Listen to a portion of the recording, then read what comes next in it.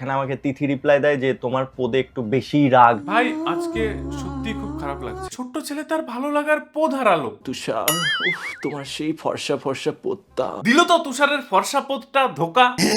ভাই একটা জিনিস এদের ভিডিও দেখে বুঝতে পারবে, এরা সবগুলো পদ নিয়ে আলাদা রকমের অবসেস। ছোট্ট ছেলের পদে বেশি রাগ, তুষার ছোট্ট ছেলেকে পদ মারতে দিত। হ্যাঁ, পদ মারতে দেয় আমাকে। এরা মানুষ চিনতে ভুল করলেও পদ চিনতে ভুল করে না, তাই এদের বন্ধুত্ব ছিল হচ্ছে পদের বন্ধুত্ব। ওই কথায় আছে না, বন্ধু না বাল, খালি পদ মারাত্তা। তোমাদের একটা ফ্রি ফান্ডের অ্যাডভাইস দেবো। এরপর তিথি তুষারকে দেখলে পদটা একটু হালকা ঢেকে রাখবে, কারণ রেগে গেলে তিথি আবার পদে নেমে আসে। তিথি রিপ্লাই দেয় যে তোমার পদে একটু বেশি রাগ। কে যেন বলেছিল বন্ধুদেরকে রোস্ট করবে না, মুখটা একটু দেখি। তুই আমার চ্যানেলটা খোল আর আমাকে একটা রোস্ট দেখা যেখানে আমি প্রীতিরন বা তিথি তুষারকে রোস্ট করেছি। এদিকে আয়। সবাই তোমরা ভাবছিলে না আমাদের সবার সাথে ঝামেলা হয়ে গেছে। হ্যাঁ, তারপর শোন, আমি একটা কথা বলছি, এটা হচ্ছে আও সালো টিম। ওকে, समझ गया। ठीक है समझ गया। এটা নাম না, এটা ব্র্যান্ড। হাট, গেল তো ব্র্যান্ডের। আরে গাইস, ওটা ব্র্যান্ডই ছিল, ধর্মতলার ফুটপাতের ব্র্যান্ড। সস্তা কপি, 100 টাকায় 3 জোড়া। কি বলছিস তুই? ও সরি, 2 জোড়ার সাথে একটা ফ্রি। এটা হাস্যকর। আমাকে ঝাটের চুল বলেছিলি না?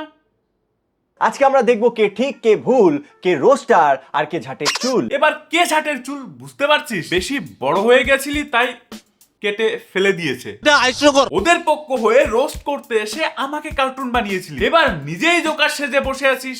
কেমন লাগছে? বলবো না। কেউ যদি তোমার খারাপ সময় পাশে থাকে তাকে কখনোই কষ্ট দিও না।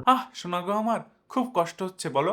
শোনা গো আমার। যখন সব রোস্টারকে ওই তিথি তুষার ধরে ধরে স্ট্রাইক মারছিল, তখন তো খুব মজা নিয়েছিলি। বিশ্বাস কর, আমাদেরও সেদিন কষ্ট হয়েছিল যেদিন আমাদেরকে স্ট্রাইক মেরে আমাদেরকেই কেসের ভয় দেখাচ্ছিল। সেও অনেক খারাপ খারাপ মন্তব্য করে তার ভিডিওটাই পুরো একটা আমার কেস ঠোকার মতো ইয়ে করে রেখে দিয়েছে। হ্যাঁ, তুই নিজেই একজন রোস্টার হয়ে ওদেরকে সাপোর্ট করে সবাইকে রোস্ট করেছিলি। সত্যি সেদিন আমাদেরও কষ্ট হয়েছিল, খুব খারাপ লেগেছিল সেদিন। কিন্তু হ্যাঁ, সেদিনই জানতাম উপরের দিকে থুতু ফেললে সেটা নিজের মুখেই এসে পড়ে, শুধু সময়ের অপেক্ষা। তিথি বলে না না না, আমি ওর সাথে মিশতেই চাই না, ওর থেকে 10 হাত দূরে। আর এখন যেই নিজের পেছন মারলো অমনি ওরা খারাপ হয়ে গেল, অমনি কান্না শুরু করে দিলি। কান্দিস না। একটা কথা বোঝা উচিত ছিল তখন, যারা মানুষের ক্ষতি করে তারা কখনো কারোর বন্ধু হতে পারে না। দুষ্টু গরু গোয়ালে রাখলে গুঁতো তো একটু খেতেই হবে। বলছে না, আমি বাড়ির ভেতরে যাব না, তুমি বাড়ির বাইরে আসো, ওখানে দেখা করে আমরা চলে আসবো। অভিজ্ঞতা, প্রীতি আর অজিত দা নিচে যায় তাদের সাথে কথা বলার জন্য। তাদেরকে উপরে আনার চেষ্টা করা হয়, বাট তারা আসবে না। সত্যি কথা বলতো, প্রীতিরনাথ তোর ঘরের বাইরে কি ভূতের বাঁধন দিয়েছিলি যাতে ভূত শাকচুন্নি না ঢুকতে পারে? হ্যাঁ, শুধু শুধু রাগ করছিস। ওই জন্যই তো তোদের ঘরে ওরা ঢুকতে চাইছিল না। শাকচুন্নির সাথে বন্ধুত্ব করেছিস এইটুকু জানিস না?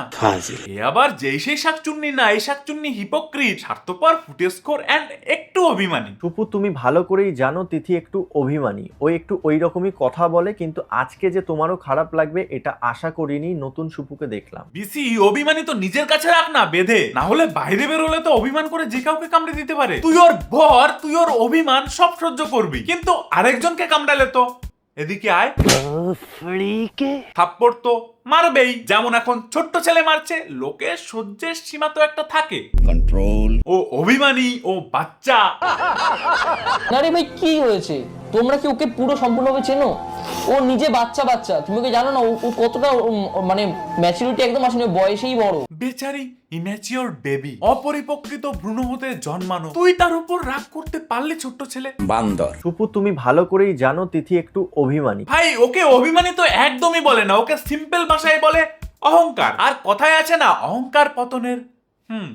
মানুষকে কিভাবে ইউজ করতে হয় সেটা কিন্তু ছোট্ট ছেলের থেকে তিথি তুষার অনেক ভালো জানে। প্রমাণ দাও। একটা কথা মনে আছে, যখন কোনো দরকার ছিল না কিন্তু তিথি তুষার ছোট্ট ছেলের সাথে ভাব করতে চাইছিল, তখন ছোট্ট ছেলের মায়ের জন্মদিনে হাজির হয়ে গিয়েছিল সারপ্রাইজ দিতে। আমি তো সিরিয়াসলি ভাবতেও পারিনি যে তিথি তুষার মাকে এভাবে সারপ্রাইজ দিয়ে দেবে। আমি তো উইশ করতে যাচ্ছিলাম, ও বললো না না, উইশ করলে বুঝতে পেরে যাবে।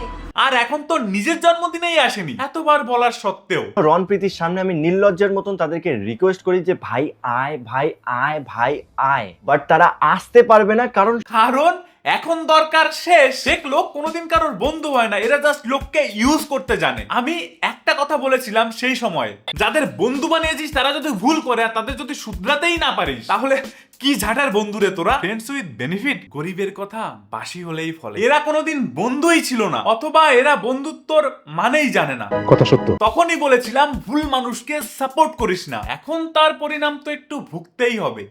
তারপর সেদিন রাতে তুষার আমাকে একটা টেক্সট করে, extremely sorry for everything, but social মিডিয়াটা আমাদের কাছে আগে না, আগে সম্পর্কটা। মালটা এরম আগেও বলেছিল, কিন্তু একটা কথা মিলিয়ে নিও, এরা সোশ্যাল মিডিয়া ছাড়া অন্য কিছু বোঝে না। এরা সোশ্যাল মিডিয়াতে নিজেদের ভালো ইমেজ ক্রিয়েট করার জন্য পাগল হয়ে থাকে। পৃথিবীর সবার বিরুদ্ধে চলে যেতে পারে শুধুমাত্র সোশ্যাল মিডিয়ার জন্য। যেমন জাস্ট একদিন আগে প্রীতি ভিডিও ছাড়বে বলে ওর সাথে কথা বলা বন্ধ করে দিয়েছিল। প্রীতি সেখানে বলে যে সে ভিডিওটা অলরেডি শিডিউল করে দিয়েছে আর ভিডিওটা কালকেই পোস্ট হবে। তো তিথি সেখানে বলে ভিডিওটা রিশিডিউল করে দিতে। তো সেখানে প্রীতি বলে যে অসুবিধা নেই, সবাই তো সবার মতন ব্লগ বানিয়েছে, তো একদিন আগে পরে হলে কিছু হবে না। তো তিথি বলে ওকে ছাড়, আর এইখান থেকেই শুরু হয় আও সালো টিমের ঝামেলা। এগুলো সোশ্যাল মিডিয়াতে ভিউজের জন্য নয় কি? বলছি আমাদের কপালে কি ছি লেখা আছে? যেই বন্ধুত্বর জন্য আমি আমার লাইফের এতটা খারাপ সময় পেরোলাম, আজ তারাই আমার দিকে আঙুল তুলে বলছে যে তুমি এগুলো করছো ভিউসের জন্য। মানে যার মনে যা থাকবে সেটাই তো বলবে। তুমি এগুলো ভিউসের জন্য করছো। আর ছোট্ট ছেলে কেমন লাগে? আমাদেরকেও বলেছিল ওদের মুখ দেখাই নাকি আমরা ভিউজের জন্য, আর ওদের মুখ দেখালেই স্ট্রাইক। তোর তো ভাগ্য বলো তাও তোকে জাস্ট বলেছে, ছোবল তো মারেনি, স্ট্রাইক তো মারেনি। যদি সুপ্রিয়তা কোনোদিন আমাদেরকে রোস্টও করে না, আমাদের যে বন্ডিং সেই বন্ডিংই থাকবে, কোনোদিন সেটা ভাঙবে না। এই জন্যই তো তোদের এই ক্লিপগুলো সেভ করে রেখেছিলাম। জানতাম দুধকলা দিয়ে কাল সাপ পুষলে সেই সাপ একদিন না একদিন তাকে কাটবেই, আর তখন এই ক্লিপগুলো আমার কাজে লাগবে। गुड बाय गया। এবার তো তোদের রিপ্লাইয়ের জন্য ওয়েট করছি। এবার রিপ্লাই দে, আমরা অনেক কিছু নিয়ে বসে আছি। আছোলা। কিন্তু একটা জিনিস, এদের ঝামেলা দেখে আমার মনে হচ্ছে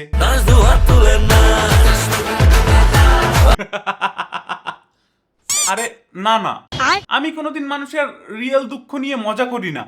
যখন প্রীতিরন আর ওর ফ্যামিলির মধ্যে প্রবলেম হয়েছিল, আমার ব্যাপারটা সত্যি এন্ড রিয়েল মনে হচ্ছিল। তখন কিন্তু আমি এদেরকে নিয়ে একটাও রোস্ট করিনি। কিন্তু তিথি তুষারের টপিক যতবার আসবে ততবার আমি ঠুকবো। আর ভাই একটা জিনিস আমার কাছে খুব কনফিউজ লাগছে, তোমাদেরও লাগতে পারে। ছোট্ট ছেলের সাথে বঙ্গায়ের ঝামেলা, কিন্তু প্রীতিরন আর ছোট্ট ছেলের মধ্যে এখনো অনেক অনেক ভালো বন্ধুত্ব। আবার দেখলাম প্রীতিরন বঙ্গায়ের সাথে ঘুরে বেড়াচ্ছে। কিন্তু দাদার মনে ছিল অনেক সাহস, তাই দাদা দোকানে গিয়ে একটা বন্দুক কিনে আনলো, যাতে ঝামেলায় পড়লে ডিরেক্ট গুলি করে বেরিয়ে আসতে পারে। মজা করলাম, যাই হোক সময়টা কিন্তু বেশ আনন্দ করেই কাটিয়েছি। আমার ভাই এদের কম্বিনেশন দেখে মাথা ঘোরাচ্ছে। তোমরা যদি কিছু বুঝতে পারো কমেন্ট করে একটু জানিও তো। এন্ড সাবস্ক্রাইব, বিকজ একমাত্র আমার চ্যানেলেই পাবে নো বাকওয়াজ, অনলি পিওর রোস্ট। বাই। ভালোবাসা কেন এত অসহায়?